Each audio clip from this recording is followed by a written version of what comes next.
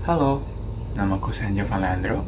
Aku dari Prodi Film angkatan 2024 dan dari Universitas Multimedia Nusantara. Jadi, hari ini aku akan menjelaskan tentang hak cipta dan hak paten, serta contoh kasusnya. Oke, mulai dari yang pertama, yaitu hak cipta.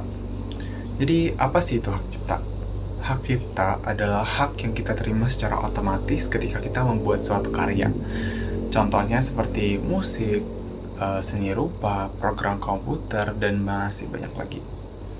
Jadi hak cipta itu akan otomatis muncul dan kita dapatkan ketika kita membuat suatu karya. Nah, jadi hak cipta itu dibagi menjadi dua. Ada hak moral dan juga hak ekonomi. Hak moral itu akan selalu melekat kepada sang penciptanya. Kedua, kalau hak ekonomi itu dapat dipergunakan untuk mendapatkan keuntungan financial dan kayak ekonomi dari karya-karya yang telah kita buat.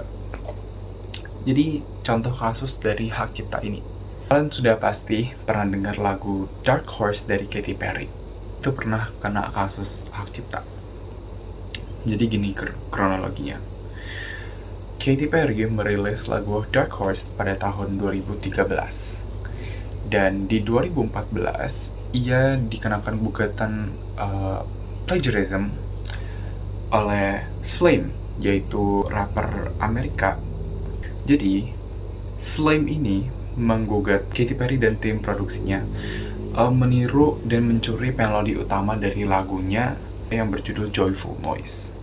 Kemudian, saat gugatan itu diterima oleh Katy Perry dan tim produksinya, Katy Perry dan tim produksinya kemudian membantah bahwa mereka tidak pernah mendengar sekalipun tentang lagu Joyful Noise itu.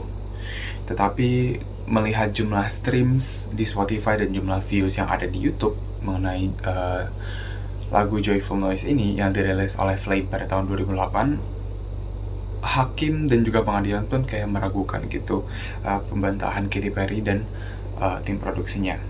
Kemudian pada tahun 2019, Katy Perry pun dinyatakan bersalah dan dinyatakan harus membayar denda 2,79 miliar US dollar kepada pihak Flame. Katy Perry dan tim produksinya pun nggak terima dong. Apalagi lagu-lagu itu dan Katy Perry pun juga terhubung dengan nama-nama besar. Jadi mereka akhirnya mengajukan aju banding kepada penghakiman dan mengatakan bahwa klaim dan gugatan dari pihak Flame itu nggak make sense. Kenapa? Karena melodi yang dipakai oleh Katy Perry dan Flame itu memang mirip, tetapi itu adalah basic dari music theory. Jadi jika dilihat kembali, Flame ini rasanya kayak ingin mempermainkan orang awam yang gak ngerti tentang music theory dan mencoba untuk mengambil keuntungan dari popstar yang udah gede, yaitu Katy Perry. Jadi lagu Dark Horse ini emang di tahun itu dirilis langsung meledak kan. Bahkan di YouTube viewsnya sampai billion views. Dan juga lagu Dark Horse itu a massive hit. Salinan digital dari lagu Dark Horse berhasil terjual 18 juta copies di seluruh dunia. Jadi setelah Katy Perry dan timnya mengajukan adu banding, akhirnya adu banding itu diproses hingga akhirnya tahun 2022 pengadilan dan hakim memutuskan bahwa Katy Perry nggak bersalah dan melodi yang digugat oleh pihak Flames nggak cukup orisinil untuk dilindungi secara hak cipta. Oke, kita lanjut kepada hak paten. Jadi, hak paten itu adalah hak eksklusif yang diberikan kepada negara kepada seorang inventor atas invensinya di bidang teknologi. Jadi, salah satu contoh kasus ini adalah kasus yang cukup besar dan kayak sempat heboh di internet karena menyangkut nama besar, yaitu Google. Google kemarin sempat digugat atas meniru hak paten dari Sonos. Jadi Google dinyatakan bersalah dan harus membayar 32,5 US dollars. Jadi gini kronologinya.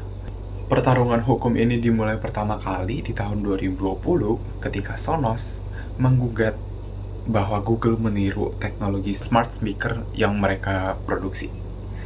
Jadi Sonos ini memiliki suatu smart product, yaitu smart speaker yang dapat dihubungkan ke berbagai speaker lain. Jadi kayak multi audio. Dan uh, di tahun 2020, Google dan Sonos itu sempat berkolaborasi untuk memainkan Google Play Music di speakernya Sonos. Dan di saat itulah Sonos merasa bahwa Google menggunakan kesempatan ini untuk mempelajari teknologi-teknologi mereka dan akhirnya meniru di produk smart speakernya Google. Jadi hak paten smart speaker dari Sonos yang dapat disinkronisasikan kepada beberapa speaker itu memang sudah lama dipatenkan sama pihak Sonos pada tahun 2013 dan makanya hukumnya cukup kuat. Dan akhirnya Google pun dinyatakan bersalah, dan pada tahun 2023 Google pun dinyatakan bersalah dan terpaksa harus membayar denda sebesar 32,5 miliar US dollar kepada pihak Sonos. Dan Google juga terpaksa harus menarik berbagai produk mereka yang sudah ada fitur multisinkronisasi tersebut. Quite a big loss for Google. Jadi sepertinya itu saja yang akan aku bahas hari ini. Terima kasih sudah mendengarkan.